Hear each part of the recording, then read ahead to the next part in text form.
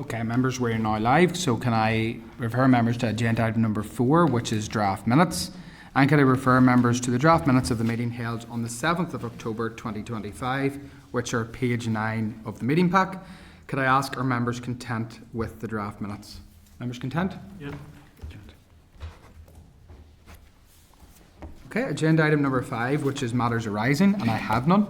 Move to the next agenda item, which is agenda item number 6, which is review into the Assembly and Executive Reform oral evidence. Could I seek agreement for the oral evidence session to be recorded by Hansard, which is standard practice? Members agreed?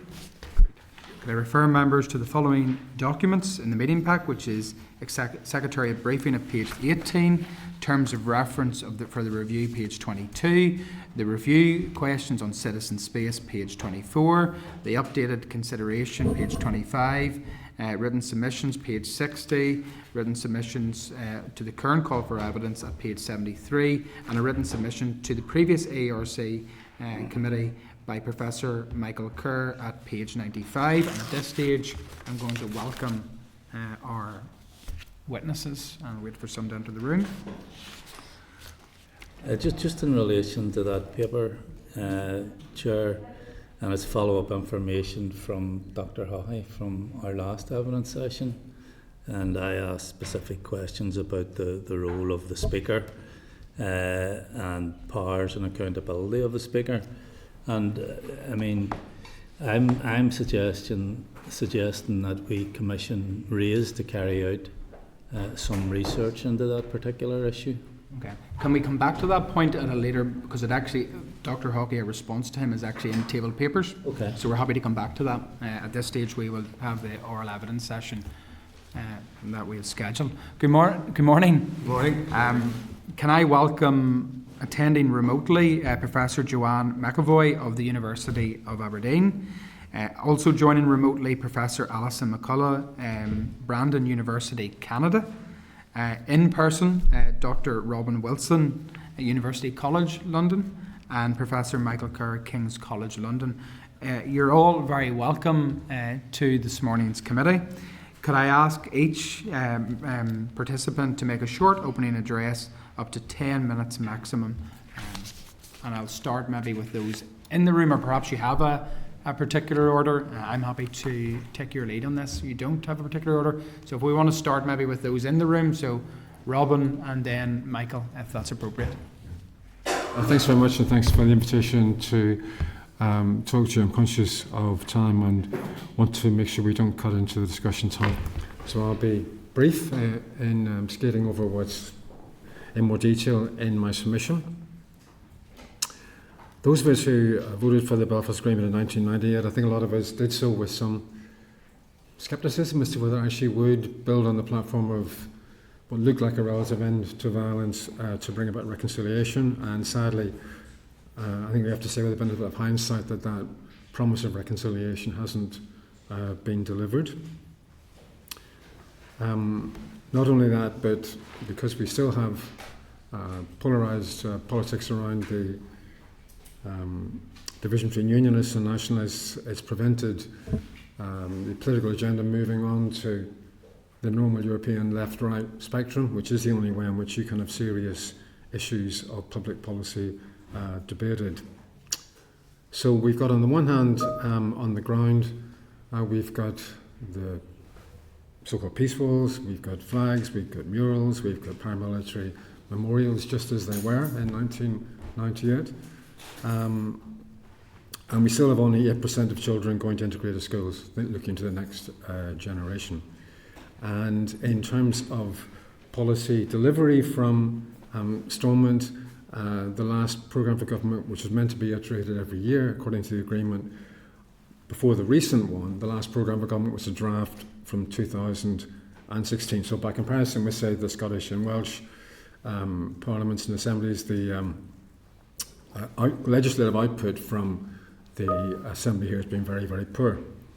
The result of that is public disillusionment, which is evident in the responses to the Northern Ireland Life and Time survey. The last time respondents were asked what they thought the Assembly had achieved, 79% said little or nothing.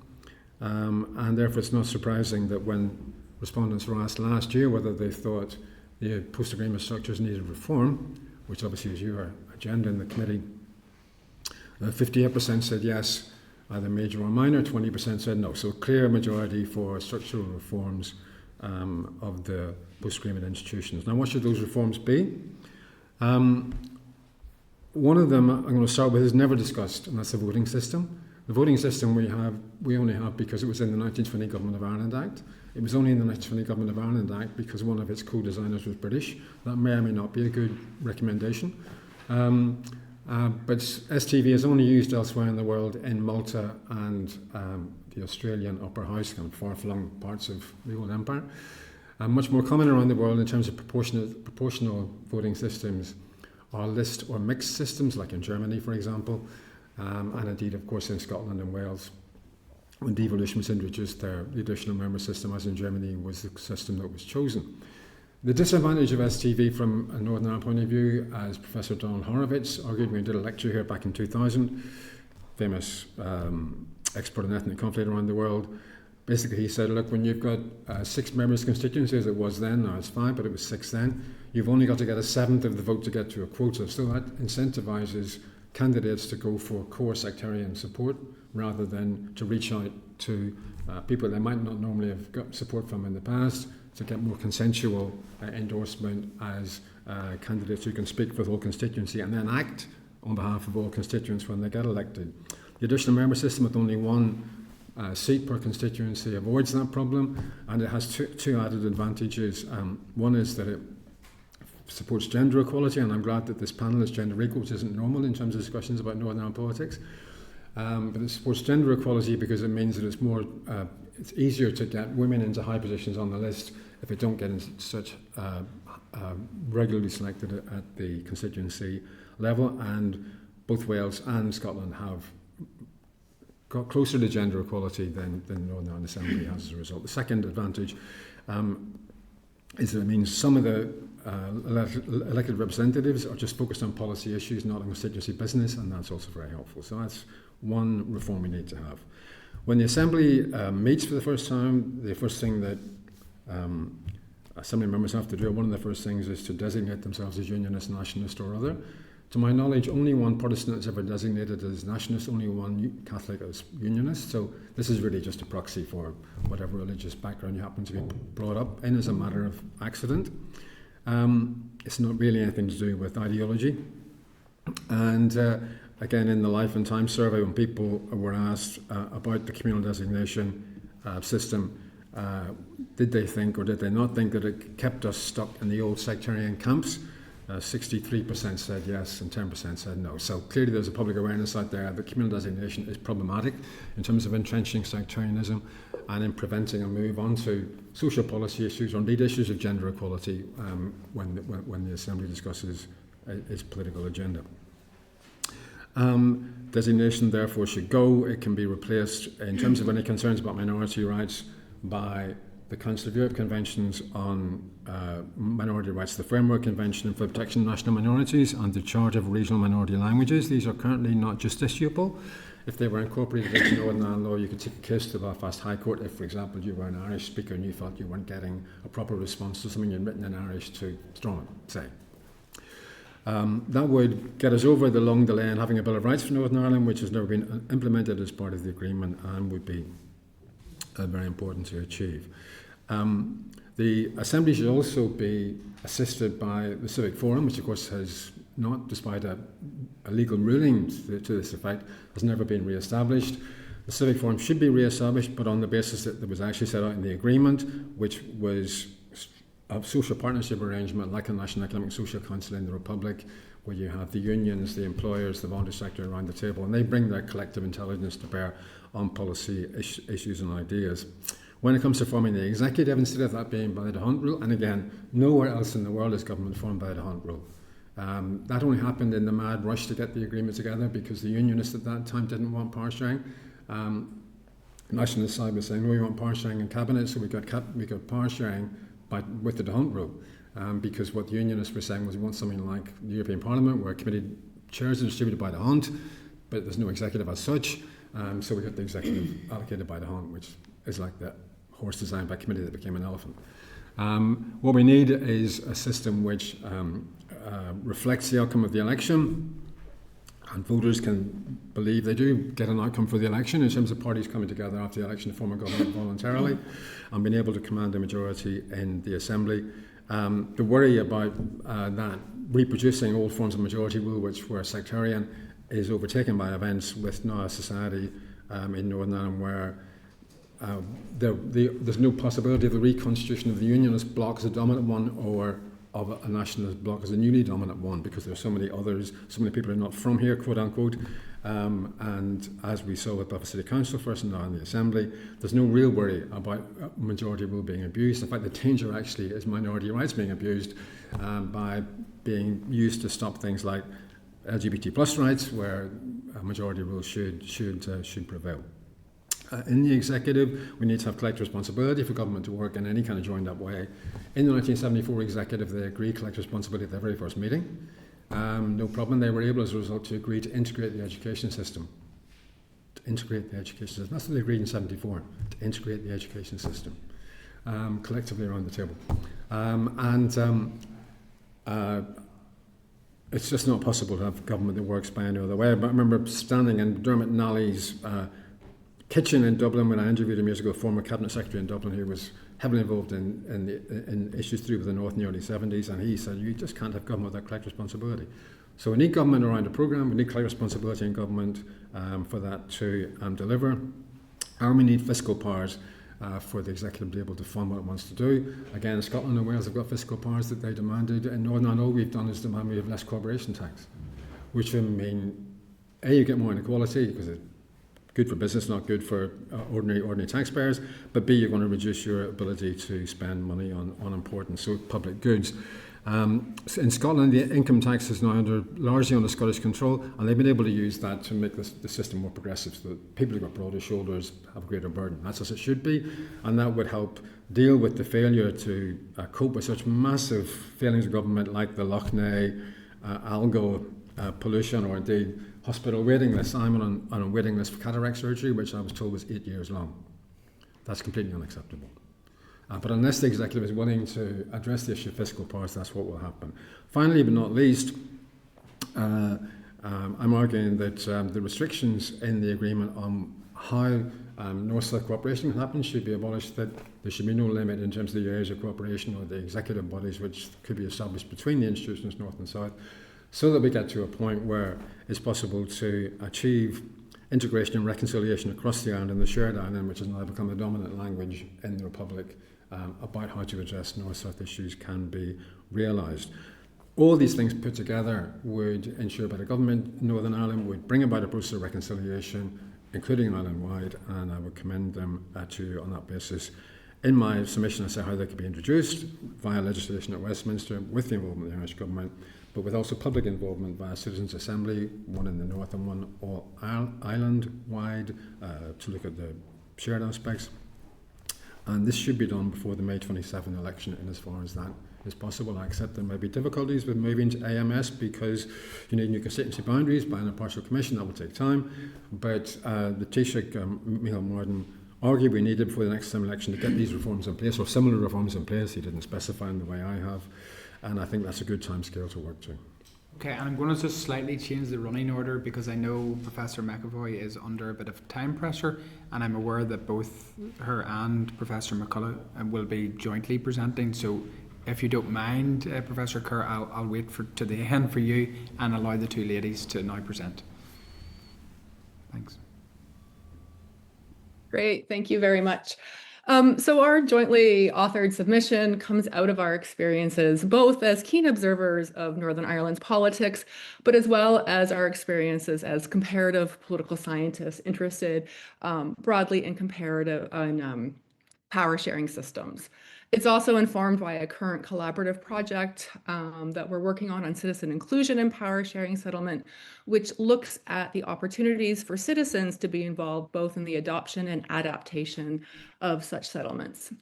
So maybe I'll start with a couple of remarks about how to reform before turning to the question of what could or should be reformed. And I think this is where some of our comparative knowledge is useful.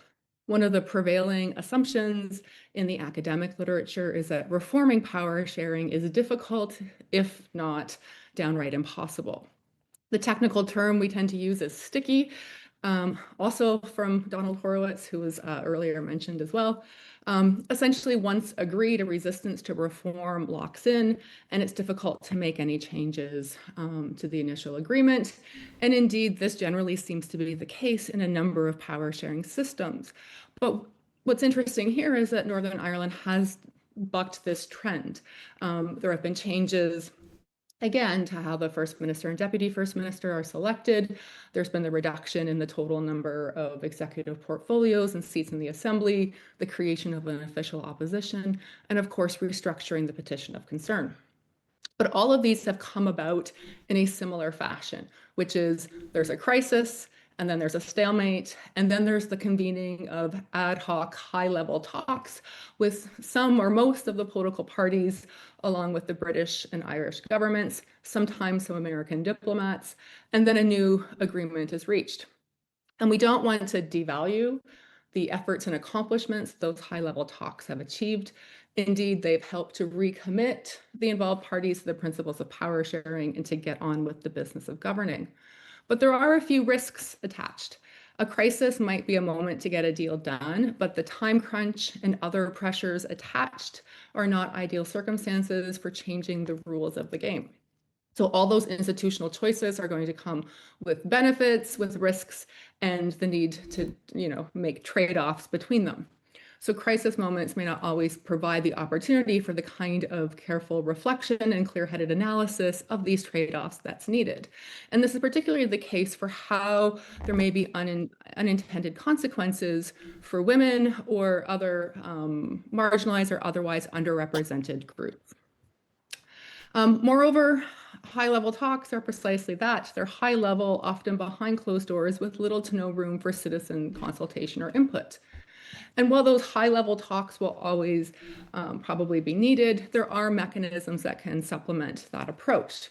As noted, citizens' assemblies and other deliberative forums can help to capture some further knowledge as to which reform options would receive sufficient cross-community support and legitimacy. And they're an important way of tapping into the public's desire for authentic consultation. And indeed, they've been used in a range of places, and they would be certainly welcome on this topic here. We would also suggest, again, more robust public opinion surveys using something called conjoint experiment or analysis, which is sort of a method of running a public opinion survey that looks at zones of possible agreement. It offers a little bit some feedback as to what citizens want, what principles they value, and which trade-offs they're prepared to accept. We've just completed such a survey in Bosnia and Herzegovina. We have ones running in Cyprus and New Caledonia, as well as in Northern Ireland at the moment, the results of which we expect to be able to analyze certainly by the beginning of the new year. A final strategy for helping to support reform is the use of standing committees such as this one. Helps to normalize discussion of reform efforts rather than reinforcing zero-sum perspectives. It also means that those benefits, risks, and trade-offs can be discussed in sort of less fraught conditions than what might feature in crisis moments. And they can then inform what gets taken on board in those talks. And in the absence of the ability to undertake a wholesale constitutional reform, there's a need to prioritize which institutions should be the subject of reform efforts. Here, we would suggest a need to rank order your preferences. The petition of concern, which of course has been a very contentious subject of earlier reform efforts, can probably move down that list in terms of urgency, in large part because that last set of reforms did what it needed to do.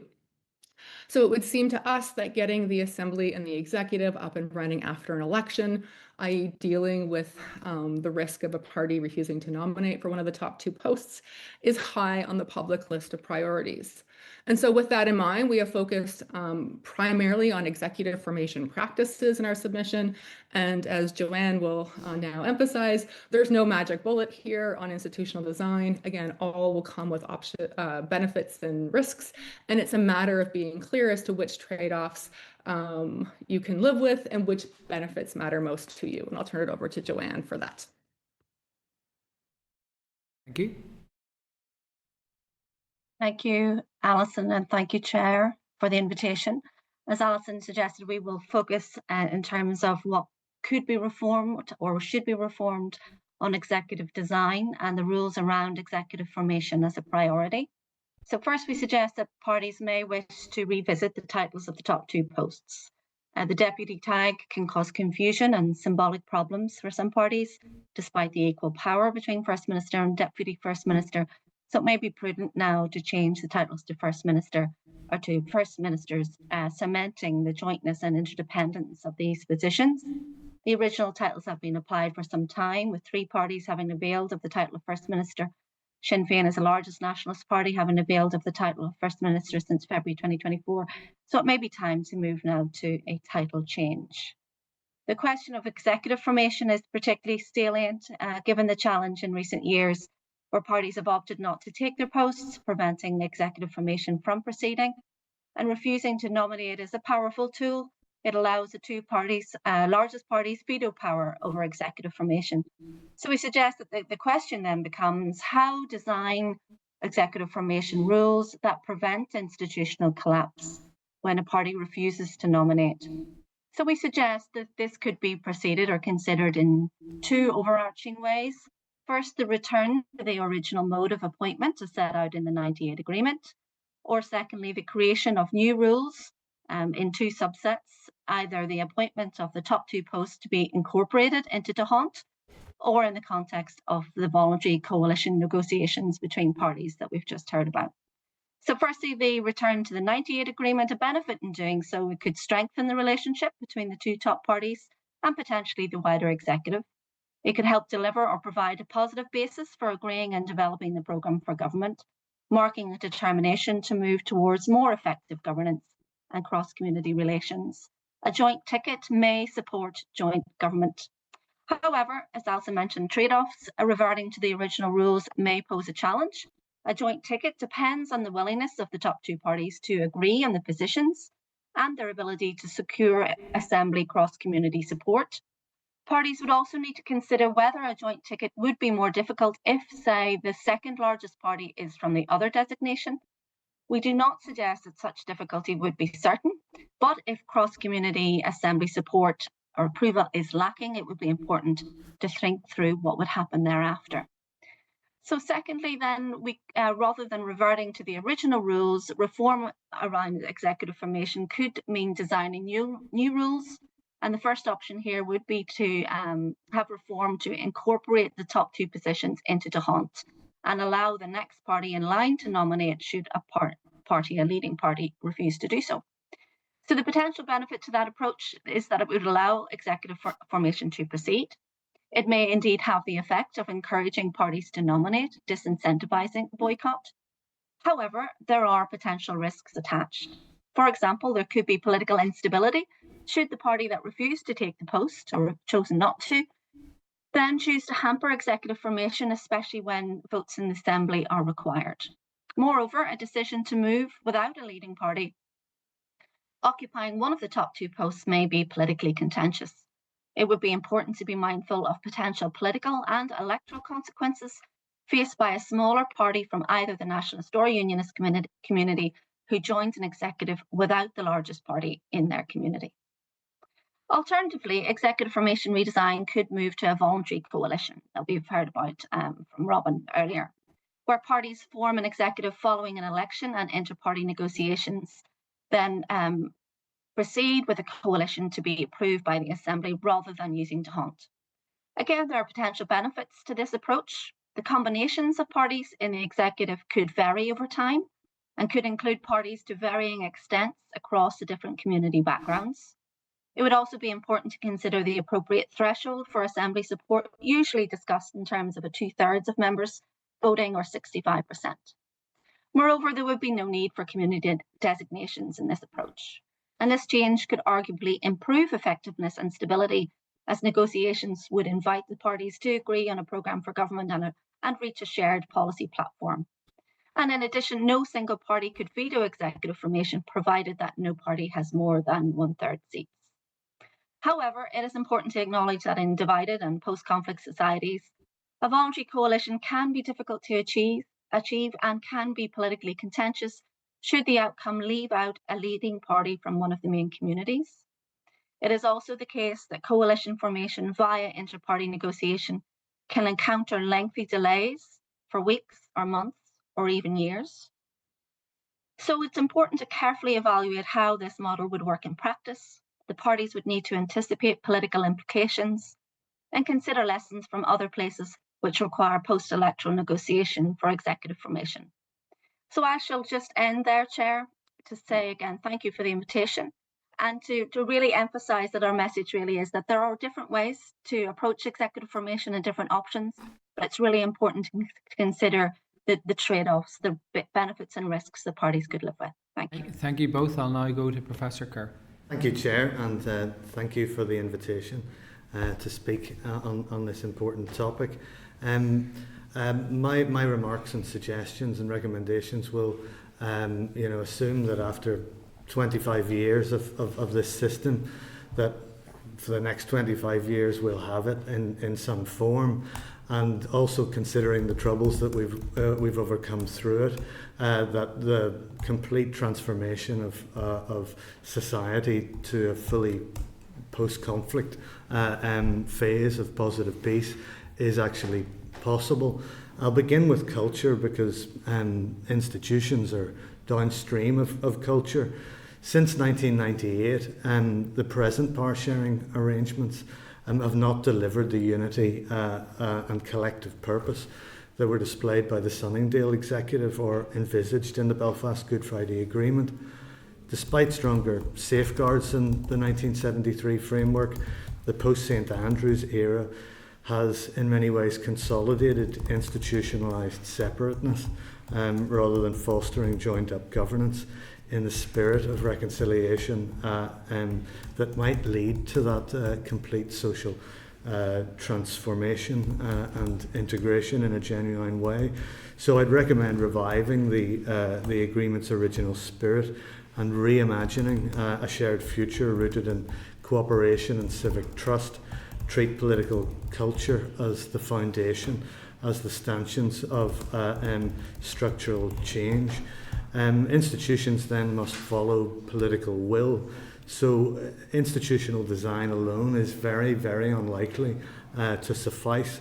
Whether the changes are incremental or ambitious, impact will be limited unless parties move beyond the culture wars, prioritise making Northern Ireland work, investing sustained political capital in institutions. Without that commitment, the risk of renewed division persists, regardless of future constitutional outcomes.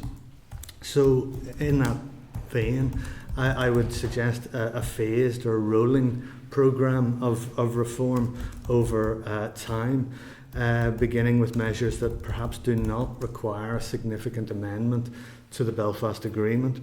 Restoring pre-St Andrews rules would provide a practical baseline. If you think of it as maybe one step forward, one step backwards to enable several future steps forward. And from that baseline, reforms could be periodically reassessed between this and the next two assemblies through this committee, using structured opinion polling, perhaps bringing in sunset clauses on sensitive issues, civic forums, even citizens' juries, and where appropriate, local consultative referenda, which the sort of mature consociation of Switzerland use on a regular basis. The aim then would be to have a living system, a living power sharing system that evolves towards a shared future rather than one that ossifies and stagnates. So recommendation now to revert to pre-St Andrews as a baseline and embed scheduled review mechanisms On the joint office, returning to joint tickets, the joint ticket for the First Ministers as envisaged in 1998 should definitely be coupled, I think, with joint government programme agreed before taking office. Titles matter less than collective character of leadership. As a long-term aspiration, perhaps consider the idea of a troika, leadership shared by A, the largest party, B, the largest party from the opposite designation, and C, a third leader from the non-aligned group, 3 First Ministers rotating over the term on a joint assembly ticket. Those seats could count under a d'Hondt, reducing disproportionate dominance by larger parties and broadening executive representation on the executive. The rotating First Minister could, if you like, be a first among equals and sort of end the practice of having a joint executive that sits above the executive. So recommendation, reinstate joint ticket with a pre-agreed programme and explore that troika idea. Returning to veto powers and the culture of veto and the agenda control. Political culture around veto powers, perhaps should change. Vetoes really should be insulated from misuse and concern genuinely vital issues.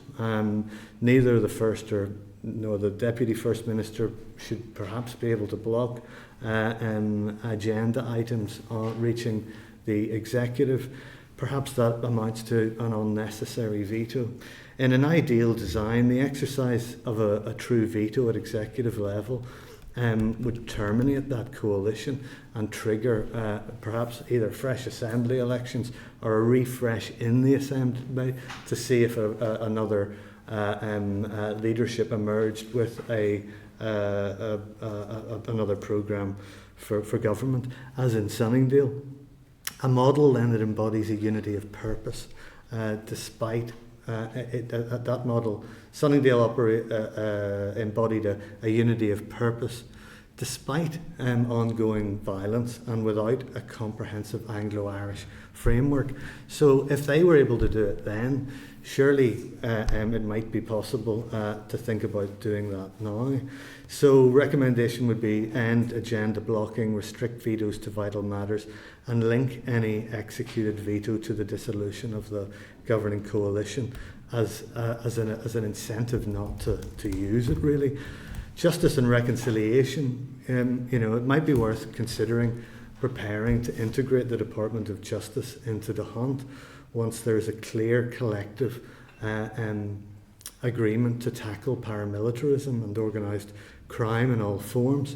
Outside d'Hondt, you could consider establishing a permanent Minister for Reconciliation, a non-voting external appointment to the executive with a strong public mandate. Properly empowered, such a portfolio might provide an agreed forum for managing the divisive cultural issues, reducing toxicity in political discourse, and help the executive face the security challenges collectively. Designation and parity of esteem. Well, arguably no community should be institutionally superior to another within the sort of perfect liberal democratic consociational system. And there's an argument that the designation system it no longer reflects today's political landscape. A significant growing share of citizens identify as neither unionist nor nationalist, but power sharing works best when no community is institutionally superior to another. So there's an argument to include the non-aligned. I see sort of two reform pathways in the long term that might merit consideration. An incremental pathway, add a third designation, British-Irish, to recognise dual or hybrid identities. This is consistent with Article 1, Part 5 of the Belfast Agreement, which recognises the right to identify as Irish, British or both. British Irish is perhaps substantively preferable to other, which in consociational terms means practically nothing. This would move to the system towards a sort of post-binary political culture with representation, consent and responsibility shared. A more transformational, longer-term idea would be to replace unionist, nationalist, other with British, Irish and British or Irish or British Irish, thus reframing politics beyond the historic binary of Republican loyalist, unionist nationalist, whilst guaranteeing parity of esteem in consent mechanisms. Under either path, parallel consent and related safeguards could be adapted so that non-aligned MLAs or British Irish MLAs held an equal or proportionate standing on key votes. The test is straightforward. No community, unionist, nationalist or non-aligned, should be structurally privileged to one another. Concerns about rotation's fairness, given current vote shares, should be set against the benefits. A visible cross-community investment in the institutions, a signal of commitment to a shared future, the cultural detoxification that enables collective focus on economic and social priorities, akin to norms in established European coalition democracies. Where should those reform impulses come from? In theory, voluntary coalition is, yes, attractive, but in practice, we already have a de facto voluntary coalition element in Northern Ireland because not all parties are mandated to serve. It's unlikely that the British and Irish governments are going to put Northern Ireland at the top of their agenda in the next decade and prioritise, cajoling or imposing new reforms. So reform must emanate from the Assembly. Consultation, legitimacy and citizens' assemblies. A full restoration of pre-St Andrews rules is not immediately feasible or practicable. Reconnecting the joint office by requiring the election of the First and Deputy First Ministers on a 2/3 Assembly vote.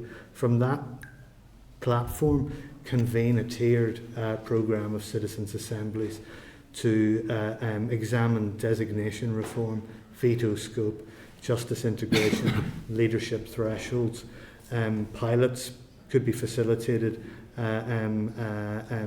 via time-limited provisions to learn and adjust. And then finally, final point, if I may, a fact-finding mission. I would recommend that the executive took a trip to Lebanon to look at, say, what you might describe as the grandfather of consociational democracy, and see what happens when a power-sharing system does not reform over a 50 or 60-year period, and then maybe visit Switzerland and see how it does. Thank you very much. The travel itinerary certainly seems interesting. Thank you all. That was very, very interesting and unique perspectives that each of you have given. I am aware and conscious that members will have other business to attend to very soon, so I'm going to just move quickly. Is there any questions, particularly those that are maybe time pressured that have to leave, that they would like to ask the panel? No. So before, Pat, are you anybody that's going to leave urgently? Do you have a question before you go? I do have to leave, unfortunately. Do you want to ask a question before you go? Well, it's more just so in the last two briefings we've had members of the Assembly really focus in on the titles of FMDFM. I think it was described as low-hanging fruit, but given that the titles are equal anyway, in practical terms,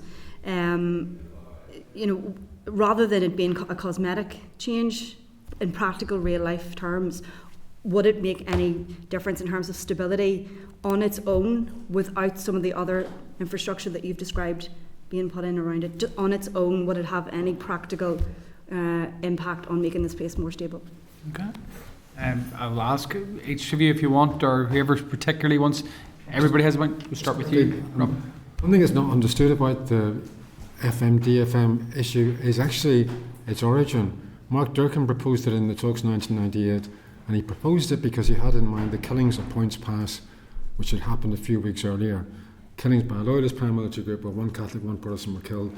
Seamus Mann and David Trimble found themselves in Points Pass, consoling the families of the victims, and Mark Durkan thought, that's a symbol of reconciliation, and that's what the FM-DFM jointly selected arrangement was meant to be, and unfortunately that was filleted out in 2006 with the St Andrews agreement. So it's certainly important to get back to that. Again, 1974, Ken Bloomfield was the Cabinet Secretary. One of the things that made him almost tearful when I interviewed about the experience was he had been so impressed by the empathy between Brian Faulkner and Jerry Fitt as Chief Executive and Deputy Chief Executive, as they were then called.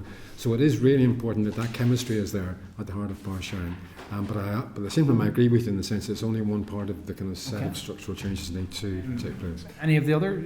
I don't think it would make any difference without recreating and reimagining the joined up nature arising from votes, across community votes in the Assembly.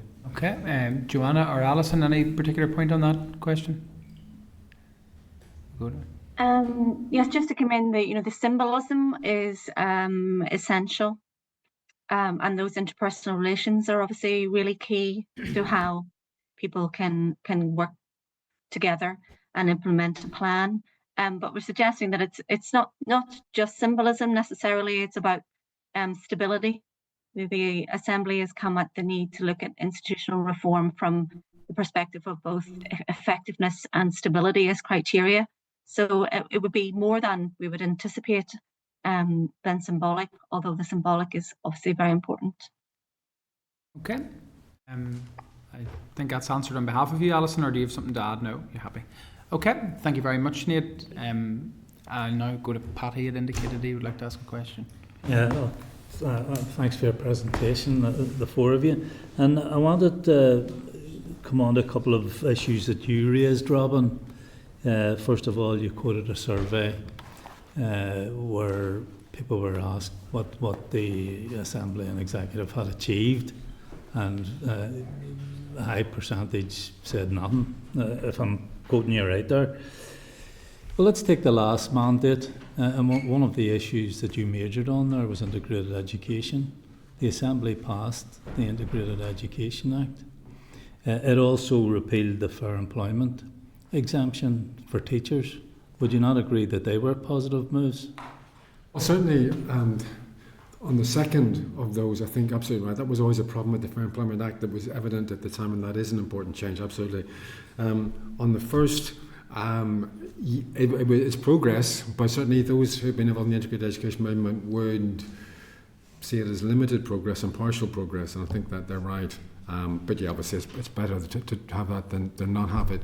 I still think the difficulty is, Pat, that if you look over the length of it all, and I was part of a project in the first decade after the Belfast Agreement where we were looking at Northern Ireland, Scotland and Wales altogether, that you have to say in terms of the general legislative output of the Assembly, it has been poor, and there's no getting away from that.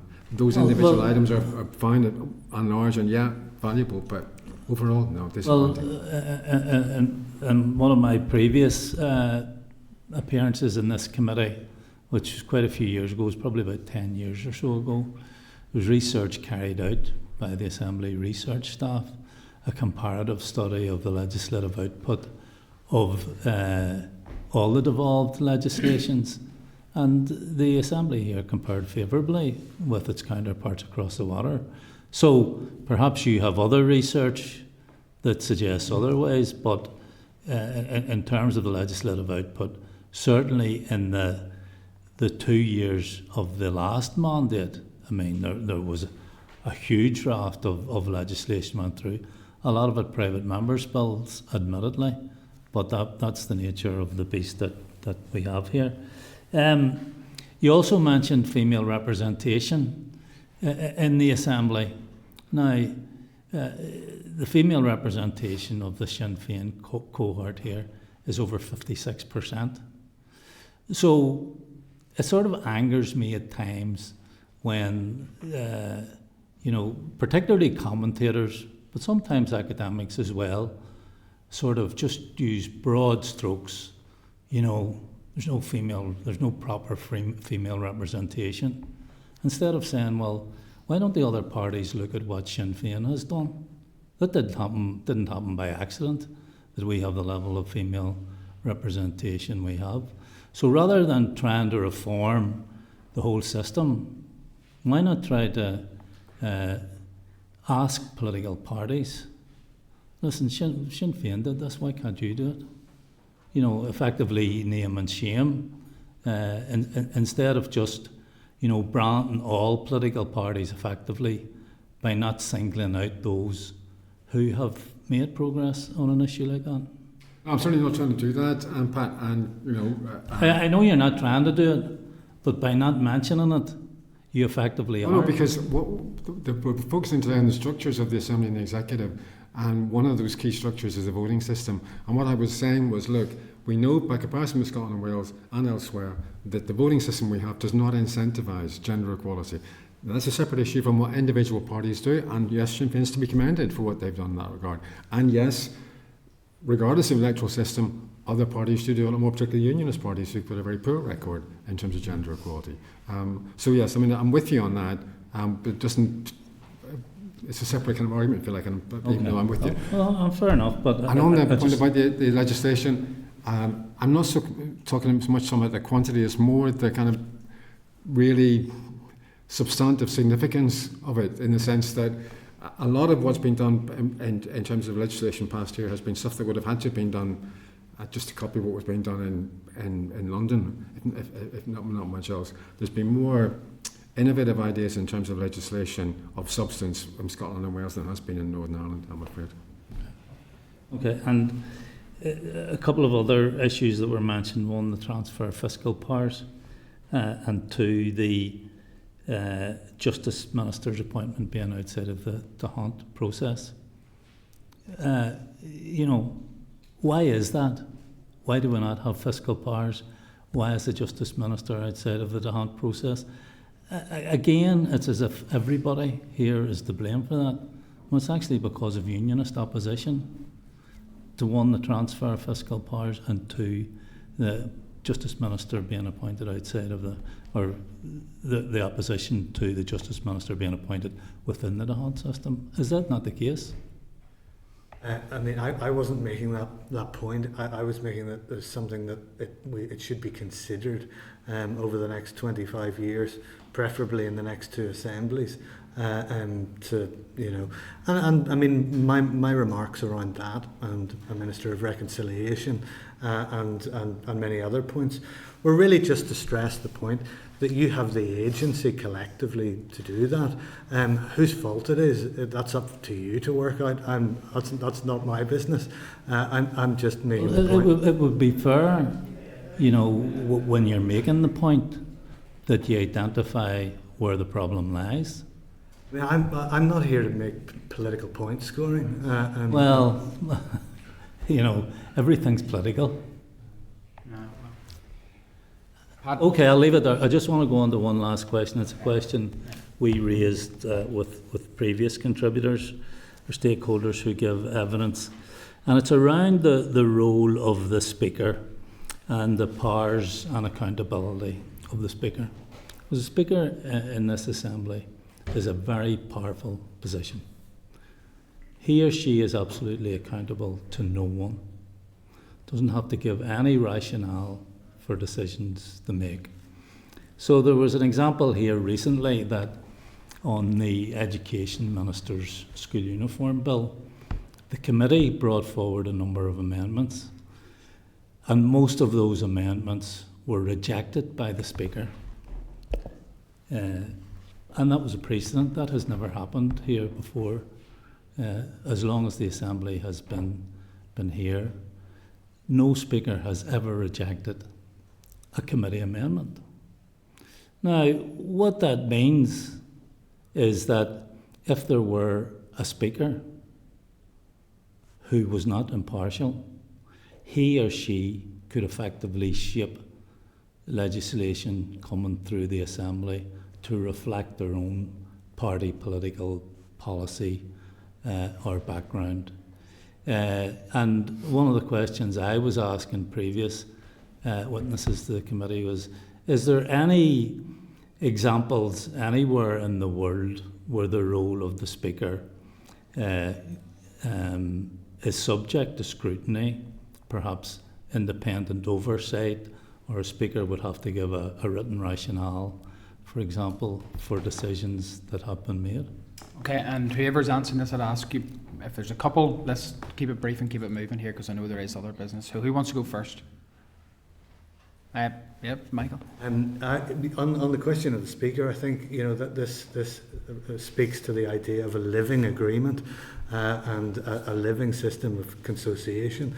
So from this case, and I have heard you reference it before, what would be desirable would be for a change in political culture, perhaps, so that the scenario that you're suggesting doesn't happen again in the future. But also, again, it's up to this review committee to... What do you mean by a change in political culture? A change in political culture. It's agreed upon whether the Speaker has the right, statutory right to do that. I mean, if you look at the Westminster system, the British system, I mean, they don't have a written constitution. We have a written agreement, but it's a living agreement as well. You can reform it, and you can make recommendations through this committee to change. Okay, anybody else? Another point? Robin's okay. Anybody on screen? Okay. I'm going to move on now to Michelle. Thank you. For questions. Thanks. Thank you all for your evidence. Obviously, it's very compelling to me as an Alliance rep. This all feels very straightforward, but obviously the politics here will be the greatest barrier to actually achieving any of this. You've all seemed to have a consensus that designations is something that could go. Could you be really clear and explain how that would help us have better government and therefore better services for people and help reconciliation? I'll start with whoever. Start with Quickly, Robin. yeah. I think it's partly, to come back to Michael's point, it's partly a political culture thing, Michelle, in the sense that as long as you're a communal designation, we have an us and them politics, not a politics that's about what's the best way to address long-term unemployment, social exclusion, what's the best way to build reconciliation, what's the best way to share the animal. And it's just getting that mental shift to a normal political agenda, and getting communal designation out of the way seems to me to be a key aspect of doing that. Yeah, I wasn't suggesting that they could go. I was suggesting that their salience could be reduced, or that they could their use could be reduced, and that they could change to recognise changes within society incrementally. Okay, any of the ladies on screen? Yes, Allison? Sure, I would also just say that I don't think we're suggesting that community designations need to go. I think it's a matter of thinking, again, as Michael has said, about their salience and thinking about the diversity, particularly of that other category, and how that is reflected in other sort of voting procedures, such as the petition of concern. Okay. Joanne, do you have a point to add to that?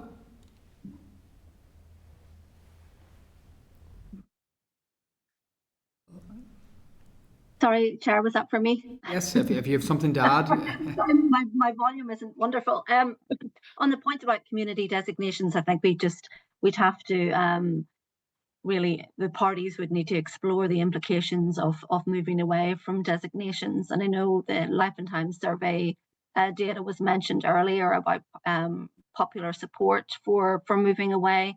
But it really comes down to, I think, the parties being comfortable. Is that moving away from the letter of the 98 agreement? Is it moving away from the spirit of the agreement? Or is it now time that parties could live with the consequences of doing so? So again, it just goes back to the wider point about trade-offs, that there may benefits to doing that. We would have to look very carefully at what implications might arise from that too. One last question. There's been a lot of, again, I'm trying to capture this across you all quickly because we've got a constrained time here. Citizens' assemblies and civic engagement, you've all kind of referenced that as being a valuable way to progress certainly this issue of reform. Can somebody, whoever is best placed, explain and be clear the difference between a citizens' assembly approach to civic engagement and, for example, the kind of consultation exercise that we've already done where you go out and ask people to come and speak to us? Can you just be really clear about why that's different, how it's different and why it would be beneficial? Who wants to start on that one? I see Joanne first indicated and then I'll come.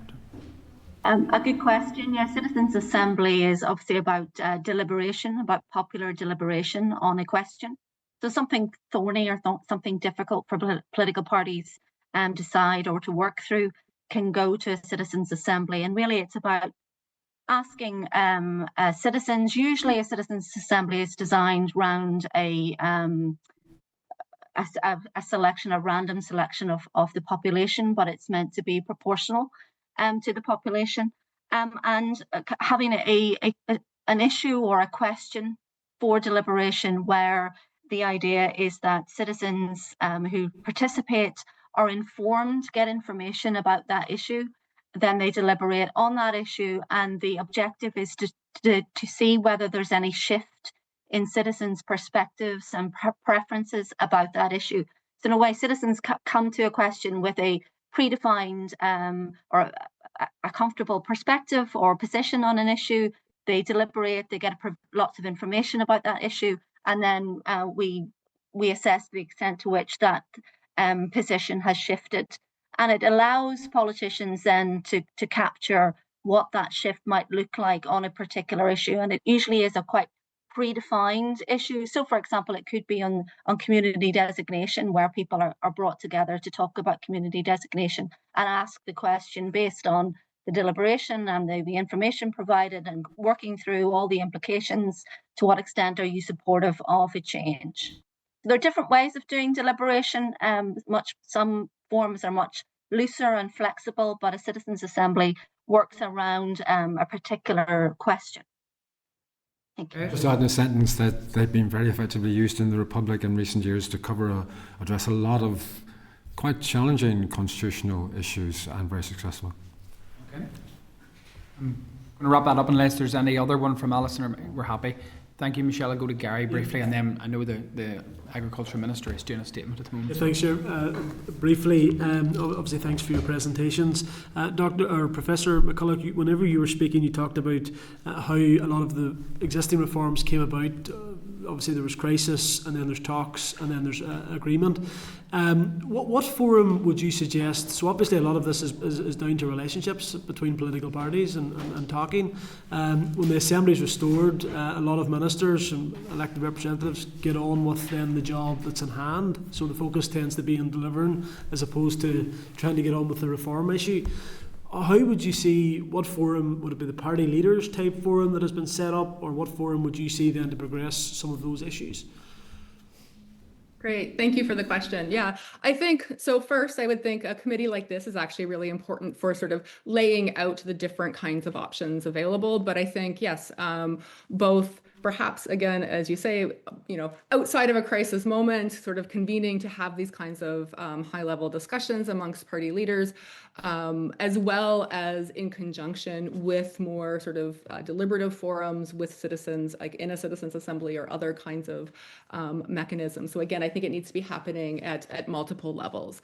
But I think it's getting a sense of what options are available, that clear sense of the trade-offs, and then coming together outside the heat of those kinds of brinkmanship moments to discuss how feasible the options are and what people are prepared to accept.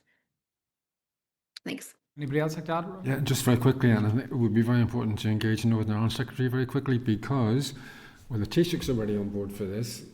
As I said in my submission, there's got to be engagement on the part of the British authorities, some to Westminster and government. There's got to be time found at Westminster for a new Northern Ireland Act if you were to recommend substantive changes, for example, and if they would be acceptable. So there needs to be a bringing on board of the Northern Ireland Secretary very quickly.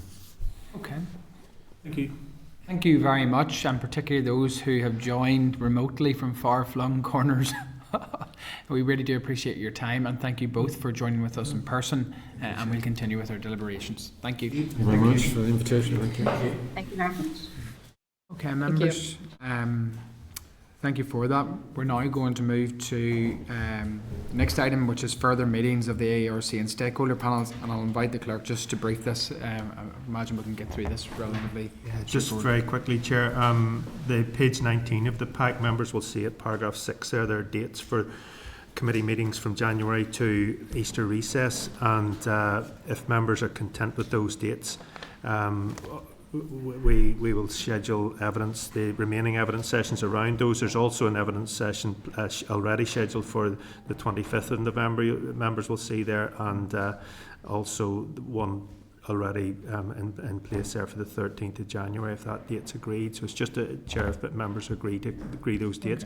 There's also some follow-up information from Dr. Haughey from the last meeting that members will see there. There's also, Chair, some as I mentioned earlier, it's becoming evident there's some survey data already available from different universities and academics. So there's a suggestion there the committee may want to commission RAISE to collate that and to analyse that so that the committee's clear on what there is already. Okay, so just a couple of points there. So are members content with the provisional committee dates up to Easter suggested at page 19 of the pack? Members agreed on that? Great.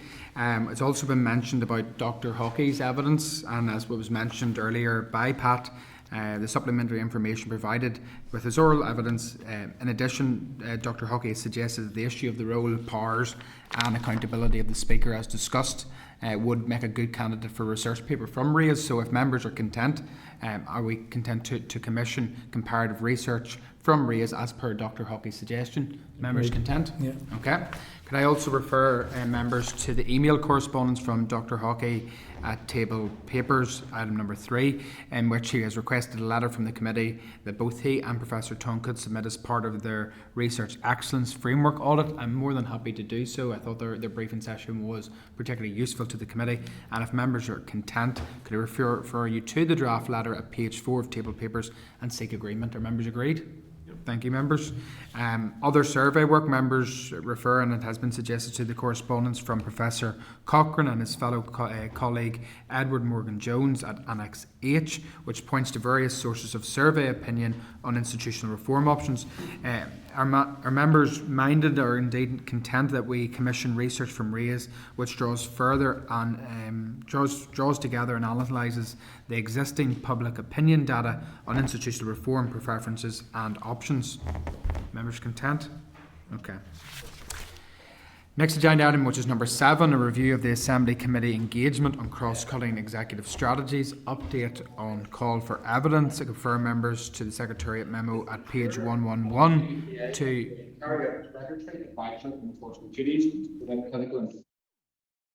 Oh dear. To 187 and correspondence from TEO at table papers, page 8 to 47. Could I invite the Senior Assistant Clerk to introduce this item? So, Chair, this particular review was one of the Executive Office reviews, and since your last meeting, there have been 7 additional responses to it, and they're in your meeting packs to note from page 113.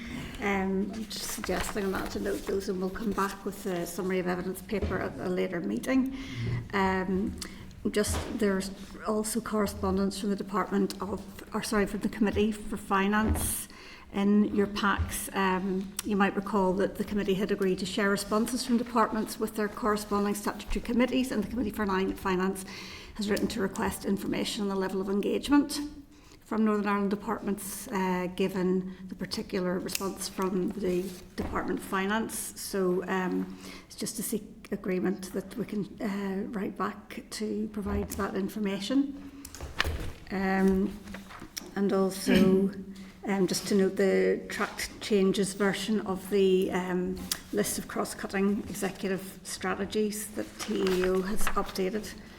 That's it on that particular one. Okay, so can I ask members if we're content to note the responses received to date and the updated TEO list of cross-cutting strategies? Agreed. I advise members that a summary of all responses received to the committee's call for evidence will be provided at a future meeting. Could I seek agreement to provide the submission from the Department for of Agriculture, Environment and Rural Affairs to its corresponding committee? Members agreed? Could I seek agreement to write to the Committee for Finance to provide a list of departments that have provided substantive written submissions to the review? Members agreed? Could I seek agreement to include the Department of Finance report on budget alignment to the programme for government priorities, which is provided by the Committee for Finance to the body of evidence for the review? Your members agreed on that point.